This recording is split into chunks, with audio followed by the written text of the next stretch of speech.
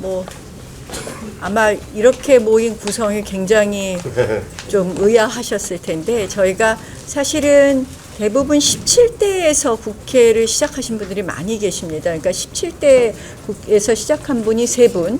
16대입니다. 16대가 있으시군요. 또 18대에서 시작하시고 그래서 사실은 오래전부터 국회의원으로서 활동을 했는데 21대를 건너뛰고 22대를 온 국회의 모습은 굉장히 생경했습니다. 국회라는 것은 가장 중요한 것이 다수결보다 합이었고 우리가 17대, 16대 의원도 계시지만 시작했을 때는 국회에서 표결을 하는 건 아주 극단적인 상황 아니고서는 볼 수 없었는데 저희가 온 22대 국회의 모습은 표결이 상례화되고 심지어 상임위원장이 국회의원의 동료 의원의 발언권을 뺏거나 또는 퇴장을 명령하는 볼 수 없는 풍경이 있었습니다. 그리고 사실 뭐 아시다시피 29번의 줄타내기라든지 예산의 일방적 삭감이라든지 이러한 것이 왜 일어났느냐 하고 근본적 원인을 보면 국회의 가장 중요한 상임위원장은 모두 민주당이 독식한 결과라고 생각을 합니다. 그래서 저희가 상당히 문제의식을 공감했기 때문에 오늘 지금 가장 중요한 것은 바로 이렇게 잘못된 국회를 정상화하는 것부터 시작이 아닌가 해서 오늘 그 말씀을 드렸고요. 오늘 이재명 대표의 교섭단체 대표 연설도 뭐 헌법의 파괴를 얘기했는데 사실은 헌법 파괴의 가장 핵심이 의회의 파괴는 민주당이 가져온 것 아니냐. 이재명 대표의 이러한 발언은 사실은 좀 적반하장이라는 생각을 많이 하게 되었습니다. 뭐 혹시 궁금한 거 있으시면 우리 의원님들 돌아가면서 대답하도록 하겠습니다. 이재명 대표가 오늘 교섭단체 연설에서 국민 소환제, 국회의원 국민 소환제 말했는 것을 어떻게 보셨을까요? 저는 뭐 제왕적 의회에 대한 우리의 견제 장치는 좀 필요하다. 지금 사실 이 국회는 막강한 탄핵권을 가지고 있는데 탄핵은 또 직무정지도 수반을 합니다. 여기에 대한 대응 장치로서 여기 의원님들이 모두 생각이 똑같지는 않은데요. 저는 대통령에게 그럼 의회 해산권을 같이 줘야 되는 것 아니냐. 3명의 대통령이 이미 탄핵을 거쳤습니다. 그래서 그런 좀 의회 해산권이라는 건 사실 의원내각제에서 있는 것이지만 실질적으로 우리는 의원내각제가 가미된 대통령제이기 때문에 이러한 부분도 고민해 줄 수 있다라고 생각을 하고요. 고민을 할 수 있다고 생각하고 국민소환제는 우리가 이제 지방자치단체장의 경우에는 이미 주민소환제가 있습니다. 근데 실질적으로 제가 기억하기로는 예전에 하남시장 주민소환이 한 번 있었는데요. 이 국민소환제에 대해서도 이런 긍정적으로 검토할 부분이 있지만 실질적으로 이것이 작은 지역에서 극심한 어떻게 보면 정치적 이해 집단의 갈등으로 노정될 수 있다. 그래서 굉장히 불안한 정치로 이어질 수도 있다. 그래서 이것은 좀 더 신중하게 검토해야 된다고 생각을 합니다. 국민소환제 아마 국민소환제의 배경은 우리 국회가 국민들이 뜻을 받드는 국회가 아니라 정당이 자기의 당파적 이익만을 앞세우는 그런 국회 운영에 대한 국민들의 비난 목소리가 높기 때문에 아마 이재명 대표도 뭔가는 끼워 넣어야 되겠다라고 생각했을 겁니다. 그런데 저는 면피용 국민소환제라고 생각합니다. 지금 현재의 이 국회 법 내에서도 민주당과 이재명 대표가 생각만 바꾼다면은 여야가 합의의 정신으로 서로 타협하고 양보하면서 국민에 위한 국회를 얼마든지 만들 수가 있습니다.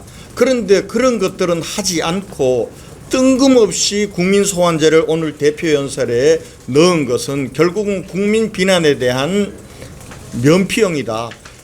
이재명 대표의 국민소환제 주장이 정말 진정성이 있다는 것들을 국민에게 납득시키려면은 우리가 얘기했던 지금 국회에서 파행으로 이끌고 있는 민주당의 태도를 바꾸고 그래서 적어도 법사위원장은 제2당에게 빨리 환원해주는 그리고 모든 것들을 다수결로 밀어붙이기식이 아니라 대화와 양보와 타협의 정신에 따라서 합의제 기관으로서의 본래의 국회를 운영할 수 있도록 이재명 대표가 좀 먼저 나서주는 것이 필요하다. 이것이 없는 한 오늘 국민소환제는 면피용 개선 정책에 불과하다라는 말씀을 드립니다.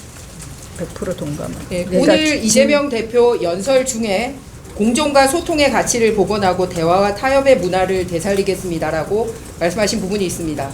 지금 제1당 당대표로서 본인이 말씀하신 거에 가장 책임을 질 수 있는 길을 저희 오늘 기자회견문에 담았다고 생각합니다.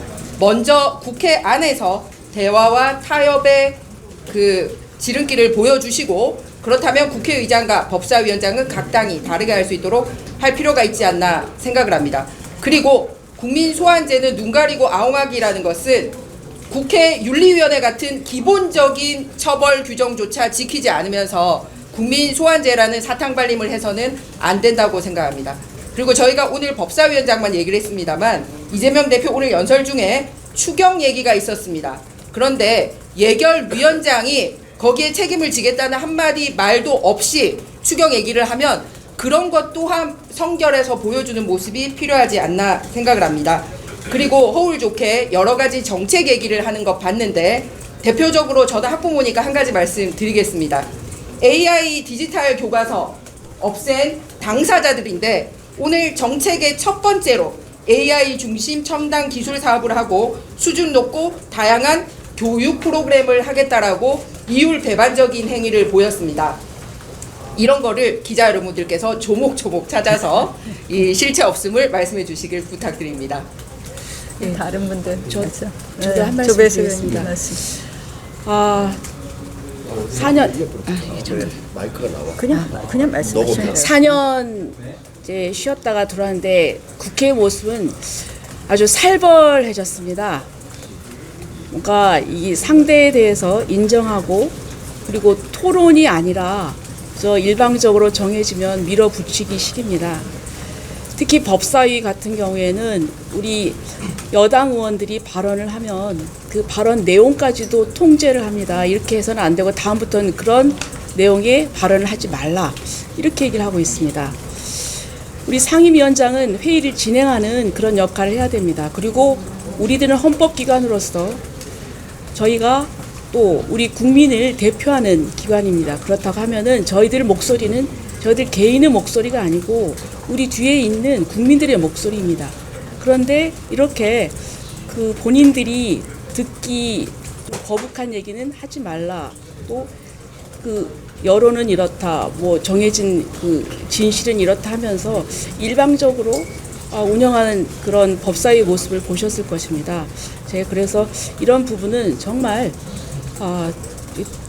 민주주의에 있어서 그 토론, 자유스러운 토론, 대화 타협 이것은 정말 실종이 되었습니다. 그다음에 이제 오늘 이재명 대표가 그 여러 가지 뭐 정책에 대해서 얘기하면서 AI에 대해서 이제 그 데이터 센터를 만들어야 된다고 얘기를 했습니다. 이 데이터 센터는 엄청난 전력의 수요가 필요합니다. 그런데 에너지 부분에 있어서 원자력 얘기는 전혀 없었습니다. 재생에너지를 얘기하는데 이 AI 산업의 발전을 위해서는 엄청난 전력이 필요한데 그것을 이렇게 재생에너지나 이런 그 에너지로서는 이것을 댈 수가 없습니다. 감당할 수가 없습니다. 그래서 저는 과연 정말 앞으로 AI에 대해서 정말 우리가 이 부분에 대해서 투자를 해야 된다고 얘기를 하지만 과연 그것이 실질적으로 될 수 있는 그런 정책인지 저는 다시 한번 우리 국민들이 그 부분을 짚고 넘어가리라고 생각을 합니다. 이상입니다. 저도 한 말씀 드릴게요. 오늘 보셨겠지만 이재명 대표의 교섭단체 대표 연설이 어떻게 보면 상호 모순되는 측면이 많습니다. 앞에서 기본 사회에 대한 신념은 버리지 않았고 함께 잘 사는 대동세상이라는 말로 그것을 함축하고 있는데 뒤에 가서는 성장 노선의 전환을 또 이야기합니다. 제가 보기에 성장 노선의 기조 전환은 정말 환영할 만한 일입니다. 누구보다도 어떻게 보면 반기업적인 성향을 보였다고 판단되는 야당 대표가 성장이야말로 미래를 담보하는 장치라는 표현은 저는 굉장히 환영합니다. 그러려면 진정성을 보이려면 실제로 보여줘야 돼요. 뭘 해야 되냐?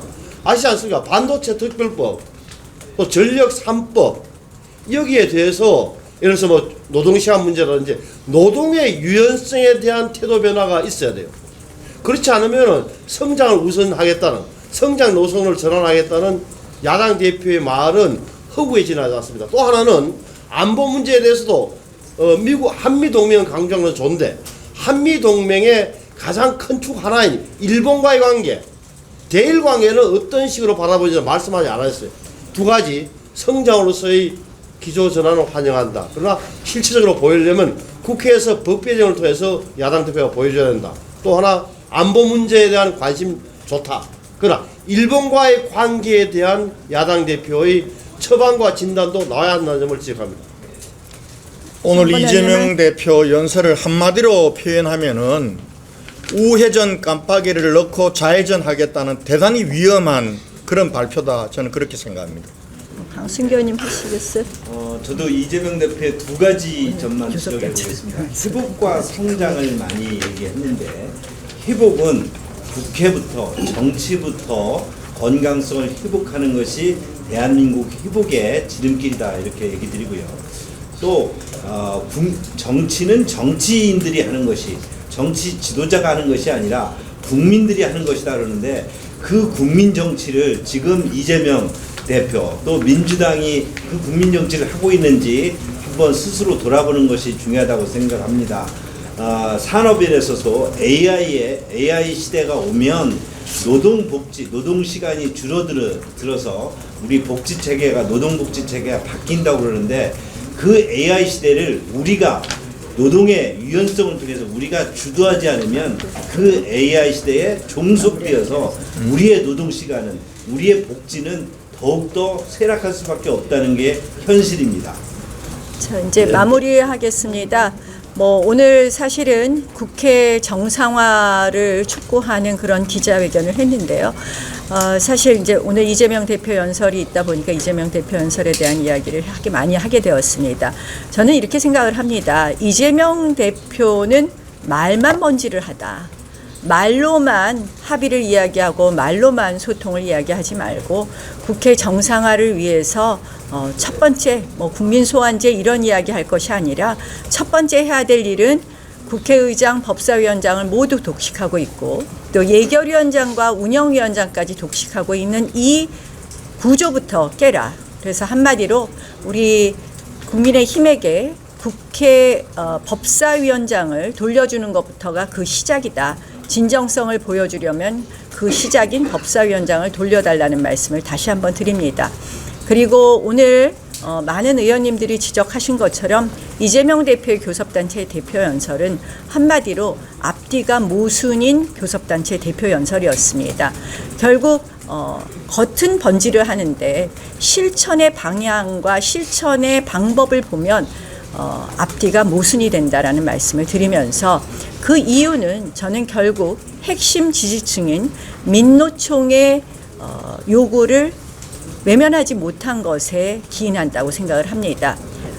노동시간 단축에 대해서는 노동시간 단축 이야기를 계속했는데요.